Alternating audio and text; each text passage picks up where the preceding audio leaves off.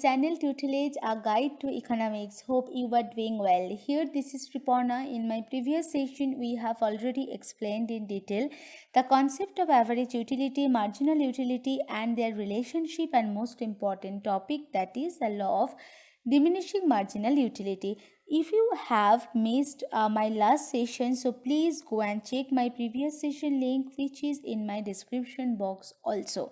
So today we will discuss another basic concept of economics, that is the concept of production and the production possibility curve. I hope it will be another important session to everyone. Let's check learner what I will explain for today's session and move on to the next slide. Here this is the next slide and we can see there are some subtopics for today's discussion. The first one is the definition of production. Second one is factors of production. There are 4 factors in the production process. The third one is stages of production. There are 3 stages of production in the production process. And the last one is the concept of production possibility curve, and which we'll explain in graphically also. Okay, so don't waste any time. Let's begin the session and go to the next slide. Sorry. Here this is the next slide, and at first we have to know what is the production. Clear? So do you have any idea what do you mean by a concept of production? Okay, so product, in a simple words, production is a process of making something or a goods or services or a products. Okay, so production is the act of creating an output or goods or services which has value and contributes to the utility of the individuals. So according to A.H. Smith, production is the process that creates utility in goods. Clear? So now going to some example. So the first example is the creation of new furniture. So at first we have to know what products do we use as inputs for the production of a new furniture. The main thing is the wood. So in the production process, the main input is wood. Next one, land. Third one, labor. Fourth one, color and equipments also. Clear? And what is the output?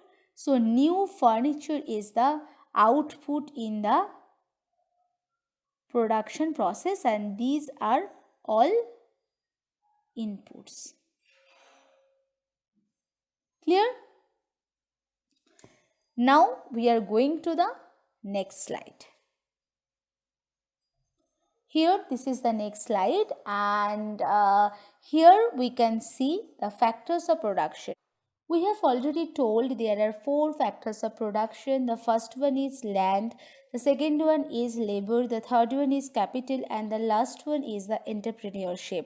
So now we have to explain the first one, that is land. So what do you mean by a land? So land includes all those free gifts of nature such as land, forest and minerals. So what do you mean by a free gifts of nature? That means natural resources. So for example, oil, gold, coal, which can be extracted and refined for human consumption from the land.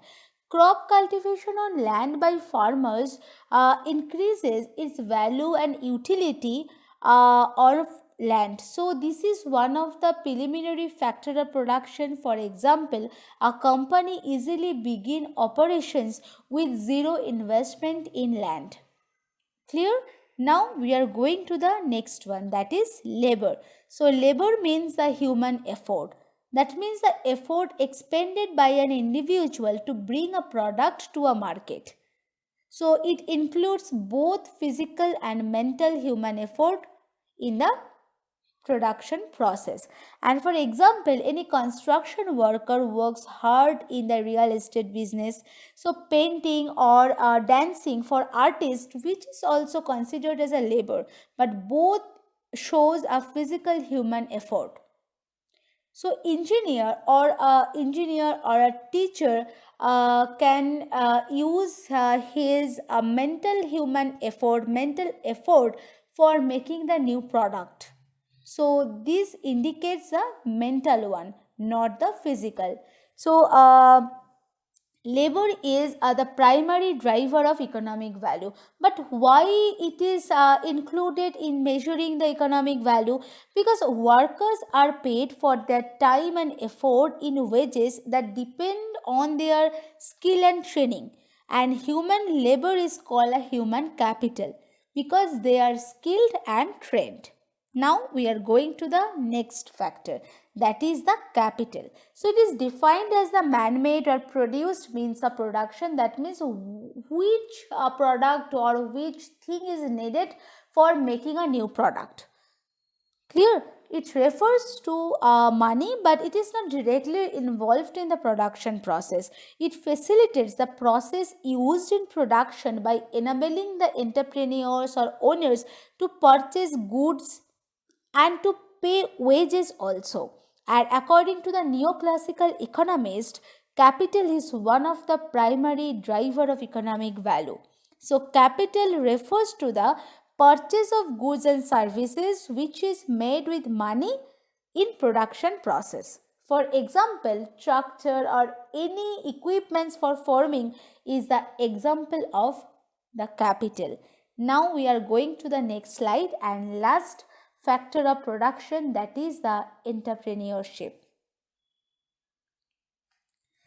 So who is the entrepreneur, or what do you mean by a entrepreneurship?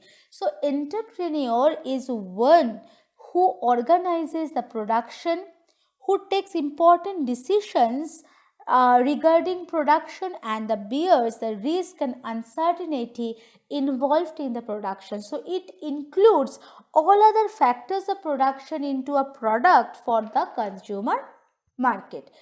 It refers to the initiatives taken by an entrepreneur who typically begin as the first worker in their firm and then gradually employ other factors to grow their business. For example, Mark Zuckerberg is the founder of Facebook, and at the first he is one of the labor of his production process, of his the development of the Facebook on social media. So after Facebook became popular and spread across campuses, so it needed to recruit additional employees. So at present, Mark Zuckerberg is an entrepreneur and he organizes production or the Facebook section on social media and takes important decisions regarding Facebook and bears all risk and certainty which is involved in the Facebook on social media. I think it's clear to everyone. Now we are going to the next slide. Okay. So here we can see there are three stages of production. The first one is a primary production, the second one is a secondary production, and third one is a tertiary production. So at first we have to explain the primary production also. So primary production is called as a extractive production because it involves acquiring the raw material thing. For example, metal, coal have to be mined. Clear? Now we are going to the second one, that is the secondary production. So manufacturing sector and the assembly process, all things are included in the secondary production stage. It involves converting raw materials into an component. So making plastic for oil. So oil is included in the primary production and the plastic as component is included in the secondary production stage. Now we are going to the last one, that is the tertiary sector. It includes commercial services which support the production and the distribution process. that includes the insurance, the transport, the teaching, health, all things are included in the tertiary production stage. Clear? So now moving on the next one. And another important concept is the production possibility curve. So here this is a slide for production possibility curve or production possibility frontier, and this curve is also known as the transformation curve. So production possibility curve measures the maximum output of two goods using a fixed amount of input. For example, the economy can produce two commodities. One is cotton and second one is not wine, that is wheat. Clear? There are two assumptions for making the production possibility curve. The first one is the productive resources are being fully utilized, and the second one is there is no change in technology. So that means technology is in fixed. Now we are going to the next slide, which shows the tabular representation of the PPC curve. So here there are three columns. The first one is a production possibility point. There are 6 points there, and the second column shows the quantity of cotton which is measured in 1000 quintals, and the third column shows the quantity of wheat which is measured in the 1000 quintals also. So for example, for a bundle or a point, so the XY bundle is 0, 15.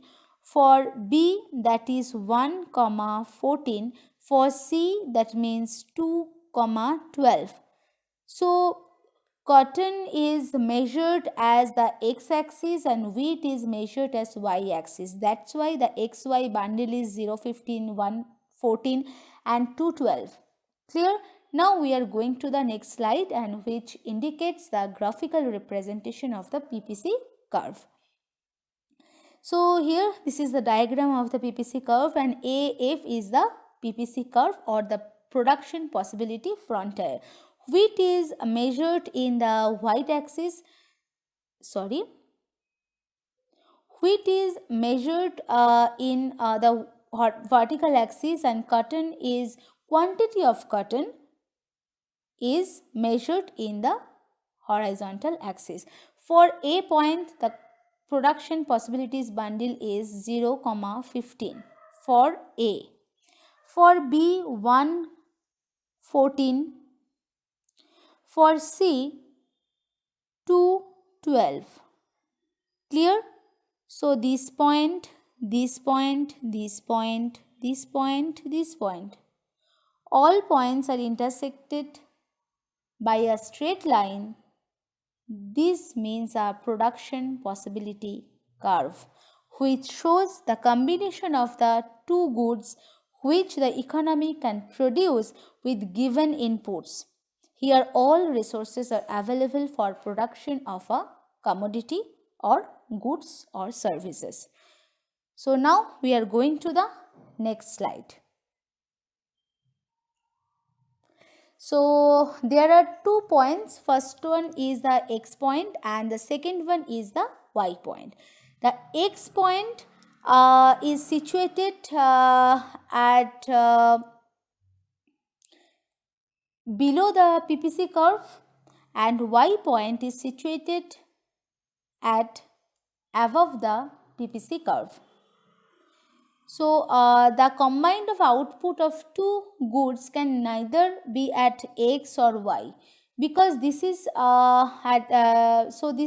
because the X, the economy will be underemploying, so all resources are not available for the production process, and for Y is the beyond the resources available. So in the both, so at the both point, the economy cannot produce the production of the commodity or goods and services. So that's all for production possibility frontier or curve. So I hope it is clear to everyone. So we are done for today's session. So in my next class, we will explain the marginal product, the average product, and their relationship, and the production function also. So if you have any problem or queries, please feel free to ask, and I will come again with a super duper exciting session. If you like my videos, please do comment, like, share, and subscribe to my channel. Stay tuned. Thank you.